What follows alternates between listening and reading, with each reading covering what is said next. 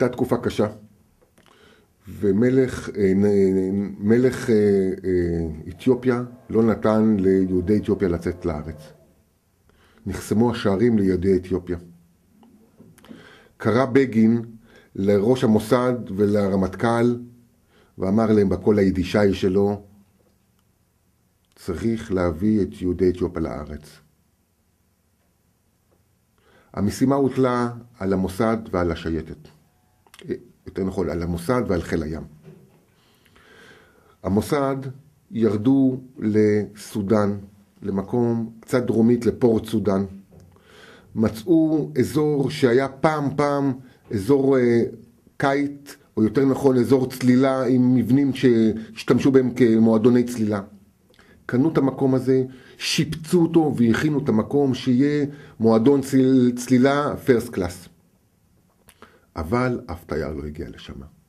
אבל צוות של המוסד ישב שם קבוע והכין את המקום לקראת התיירים שיגיעו. פשוט הם עוד לא פתחו את המקום.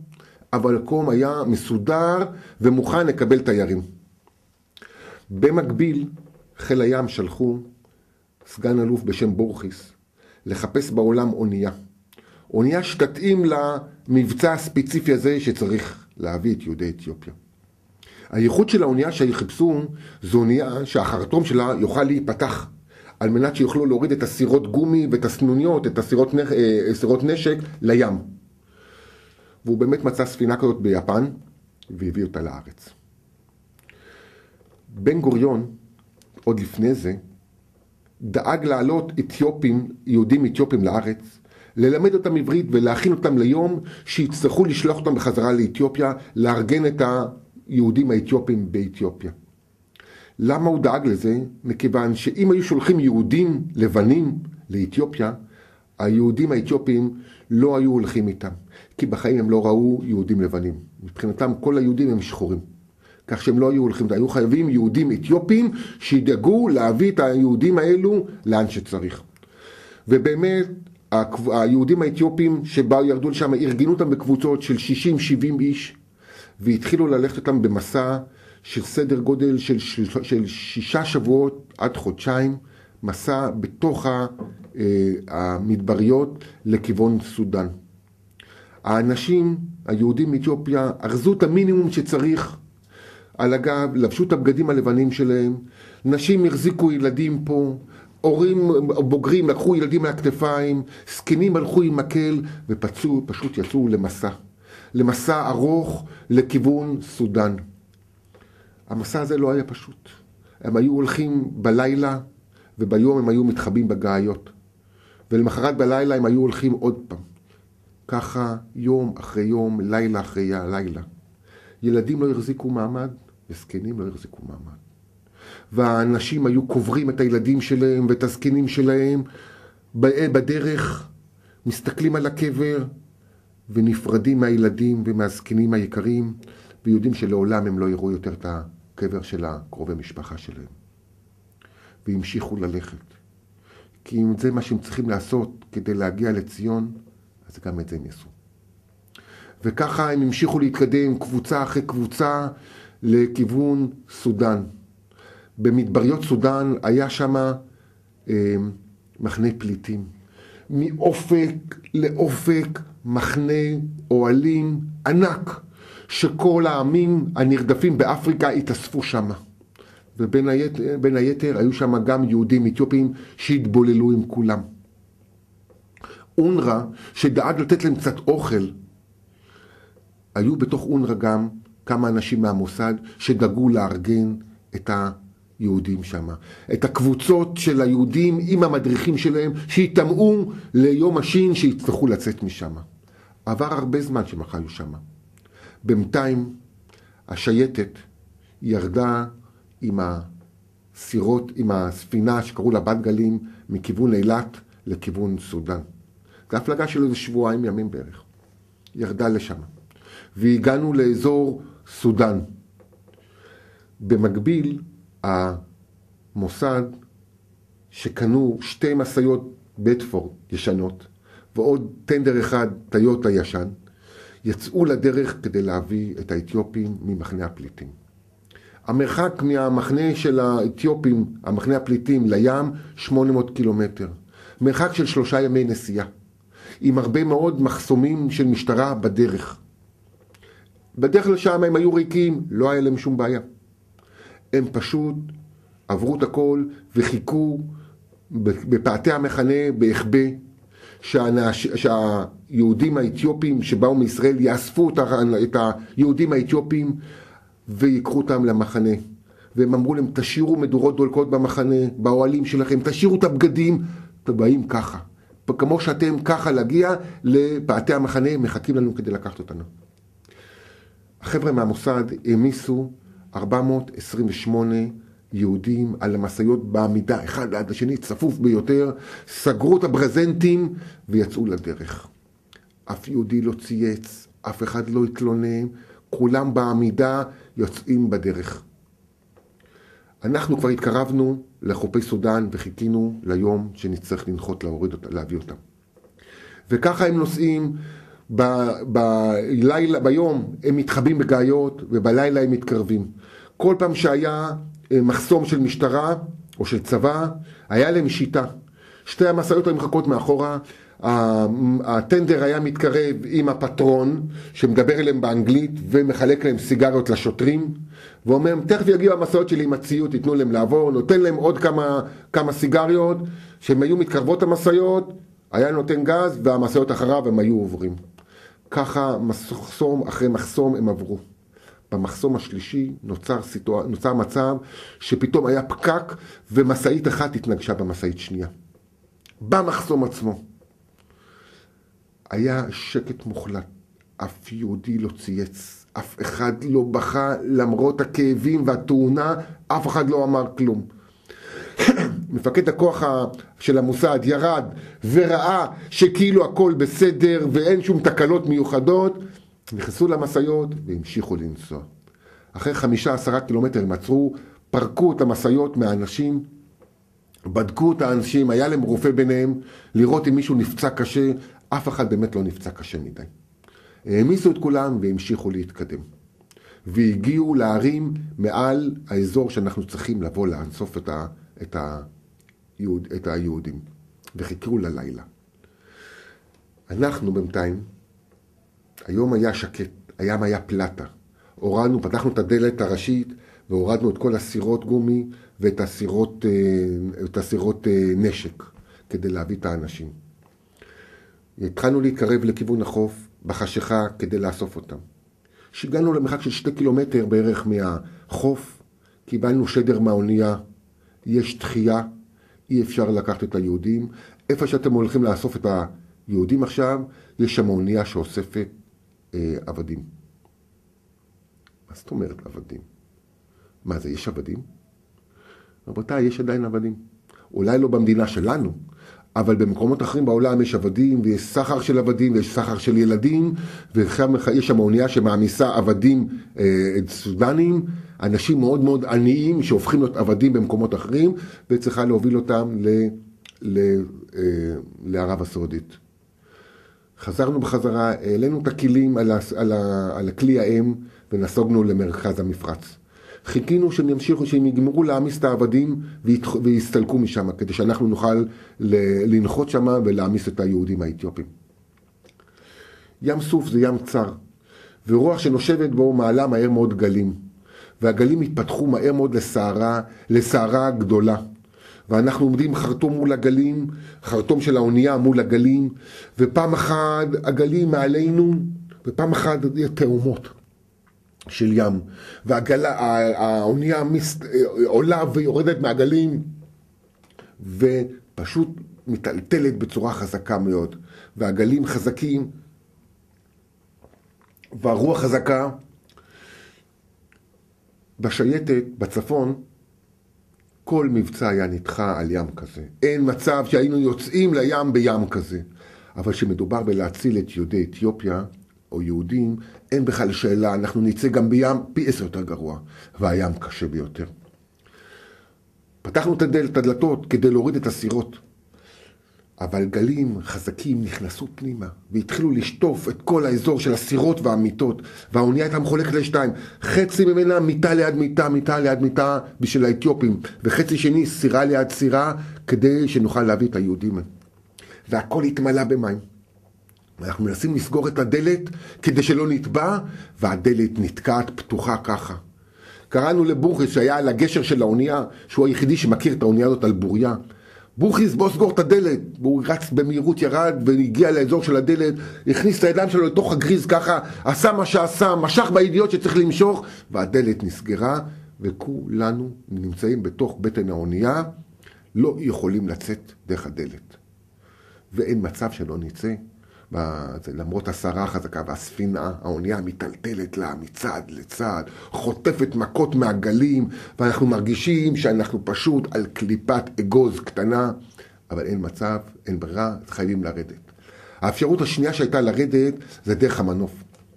המנוף תלש, התחבר לאונייה אחת, לסירה אחת, הרים אותה בגובה מעל האונייה, בגובה של 16 מטר, והיה רוצה לזרוק אותה לכיוון הים, אבל היינו מטלטלים ככה, פעם אחת אנחנו בצד הזה, ופעם אחת אנחנו בצד הזה, וכל זה בגובה של 16 מטר מעל הים, ככה, ובסוף זורק אותנו בצד אחד של האונייה. אנחנו מניעים את המנועים באווירון, כמו שאנחנו נוחתים לקרקע, לים, יוצאים ברוורס, הוא תולש את ההריסה, מחזיר אותה בחזרה פנימה, וסירה אחרת. והסירות מטלטלות בגובה של הים, ב-16 מטר, תמונה אדירה שאני בגובה של הטרנים והערובות, נזרק לכיוון הים, וככה סירה אחרי סירה, סירות נשק, כולנו ירדנו לים. והים חזק, ואני רואה פעם אחת את המדחף מסתובב, ופעם אחת אני רואה את הערובה מלמעלה, ואנחנו מרגישים ממש כמו קליפת אגוז צפה בים אדיר, והרוח חזקה ועדבת הגלים משפריצה בכוח על העיניים, שקשה להסתכל, ולאט לאט כל הסירות יורדות לים. ואנחנו מתחילים לשוט לכיוון החוף. ואנחנו לא יכולים לשוט יחד באוגדה יחד, אלא אנחנו מתפזרים כל הזמן בגלל הרוח ובגלל הקצב, וקשה לראות, ופעם אנחנו ככה ופעם אנחנו ככה, ופשוט ממשיכים להתקדם. בוכריס ראה שהמצב כל כך קשה, זרק עוגן כדי לעגון באזור, והעוגן נשאר תלוי ולא הגיע לקרקע. אז הוא המשיך להתקדם, והוא נתקע בשונית של אלמוגים, והתחיל להסתבך עם האונייה מסביב לשונית האלמוגים עם העוגן. ואנחנו ממשיכים להתקדם לכיוון החוף, לאסוף את היהודים, והוא מנסה בינתיים, בוכריס, להשתחרר, ומסתבך לו יותר ויותר, כדי לשחרר את האונייה מהעוגן הזה. הגענו לחוף, ושם היה שקט. הגענו לאזור של החוף, והיה מפרץ נסגר, שם היה יותר שקט. ומהחוף, מהערים, פתאום כתם לבן, הלך והתקרב לכיווננו. כשהם הגיעו, עדה של יהודים אתיופים לבושים בלבן הגיעו לאזור הסירות. היינו צריכים להכניס 17-18 איש לתוך הספינה, לתוך הסירות, לספור אותם שלא היו יותר אנשים מזה. ואימהות מחביאות את הילדים שלהם פה, ואנחנו מכניסים אותם וסופרים אותם רק כדי שלא נאבד ילדים, כי יש שם אזור של בלגן לא נורמלי, הכל בלילה, הכל תוך כדי לחץ, רוחות חזקות, הכל צריך, פתאום הם רואים את המים ומתחילים לשתות את המים היהודים האתיופים. מהמים מלוכים, והם לא מבינים, הם בחיים לא ראו ים, הם חושבים שזה אגם. ואנחנו מושיבים אותם בסירות, על המכלי דלק ועל הרצפה, ועוטפים אותם בברזנט, שישארו שם בשקט, וסירה שמתמלאת, לוחפים אותה ומוציאים אותה לחוף. יוצאים אותה לתוך הים בשקט, אחת מחכה לשנייה בים. פתאום נשמעה צרור יריות מהחוף, לא רחוק, 70-80 מטר מאיתנו. ואני על הסירה האחרונה שהיא מלאה באנשים והיא כבדה, ואני מנסה בכל הכוח עם הבן זוג שלי להוציא אותה מהחוף, והיא יושבת על החול ולא מצליחים להוציא, ומנסים לכל הכוח. פתאום אני שומע מהחוף, מפקד המוסד, צועק לכיוון היורים, Don't shoot, don't shoot, we are diving here, don't shoot. ואנחנו מנסים להוריד את הסירה שמלאה באתיופים ולא מצליחים. מהחושך פתאום מופיעים שני חבר'ה מהמוסד, וארבעתנו בכל הכוח מצליחים לשלוף את הסירה החוצה, ואנחנו לאט לאט נמוגים לתוך החושך, לאזור שהסירות של השייטת מחכות, עם כל האתיופים עליהם. ריח של אבק שריפה במפרץ הזה. גדי קרול, שהיה מפקד הכוח הימי, אומר בקשר, תתחילו להעביר את האתיופים מאחד לשני, אנחנו יוצאים צוות של הלוחמים, כדי לשלוף את החבר'ה מהמוסד מהחוף. והיה מטלטל שמה, ולך תעביר לך את ה-18 יהודים שלך לסירה השנייה שגם באה זה, אבל צריכים להביא את החבר'ה מהמוסד, ואנחנו מתחילים להעביר את היהודים אחד לשני, כדי שנוכל לפנות סירה אחת לפחות. ואז בקשר אנחנו שומעים, Don't come, continue with your dive, we are okay here. אנחנו מחזיקים סירה בסירה, ומחכים מה לעשות, ואחרי דקה קצרה, continue with your dive, we are okay here. גדי קרול אומר, ממשיכים לכיוון ספינת האם. אנחנו נפרדים ומתחילים לנסוע מזרחה. והים, סערה קשה. והיהודים יושבים מתחת לברזנט ומקיאים את הנשמה שלהם. ולא בוכים ולא מצייצים, פשוט בוכים, מקיאים את הנשמה שלהם. והרוח חזקה מתיזה עליהם ועלינו. ואנחנו פשוט נפרדים, הסירות נפרדות אחת מהשנייה, וכל סירה הופכת להיות עצמאית כדי להגיע לספינת האם. הרוח הייתה כל כך חזקה, שאנחנו פשוט לאט לאט מתבחבשים ומפליגים, והדלק הולך ועוזל לנו, ואנחנו לא רואים סירות נוספות, ואנחנו ממשיכים להתקדם. בורחיס עדיין מסובך עם האונייה שלו, והוא מנסה להשתחרר, ואנחנו מפליגים למרכז ים סוף כדי לפגוש אותו שם. השותף שלי לסירה, גדי פטיש, שלזכרו אני בעצם מספר את הסיפור הזה, כי הוא נפטר אחרי זה מסרטן מצלילות בקישון, היה נכנס מתחת לברזנט ונותן פקק של מים ליהודי הזה וליהודי הזה, ולתינוקות היה נותן סוכריה. אני לא יכולתי להיכנס מרוב סירחון שם, אז הייתי הגאי שהיה נוהג ומחזיק את הטרוטלים ומשואב את המים במשאבה כל הזמן כדי שלא נטבע. וכך אנחנו מתקדמים, והדלק הולך ועוזל לנו, הולך ועוזל. חיבינו מנוע אחד כדי לחסוך בדלק, והמשכנו לנסוע מזרחה כדי לפגוש את ספינת האם באזור מרכז המפרץ. והרוח קשה והגלים מסוכנים, ואנחנו ב9 בבוקר פגשנו את ספינת האם במרכז המפרץ. היה סדר גודל של 10-11 שעות מאז שלקחנו את האתיופים עד הרגע שהגענו. היינו כבר על סף הדלק שלנו. היהודים האתיופים היו מאולפים, הרוסים לגמרי. ועכשיו צריכים להעלות אותם למעלה עם המנוף הזה. והמנוף יורד, ואנחנו נכנסים פנימה, והוא מרים אותנו עוד פעם לגובה של 16 מטר, הפעם עם כל היהודים, ועוד פעם מנסה להכניס אותנו לתוך בטן האונייה הצרה, ופעם אחת אנחנו בצד הזה, ופעם אחת אנחנו בצד הזה, וכשאנחנו ממול, הוא פשוט מפיל אותנו פנימה.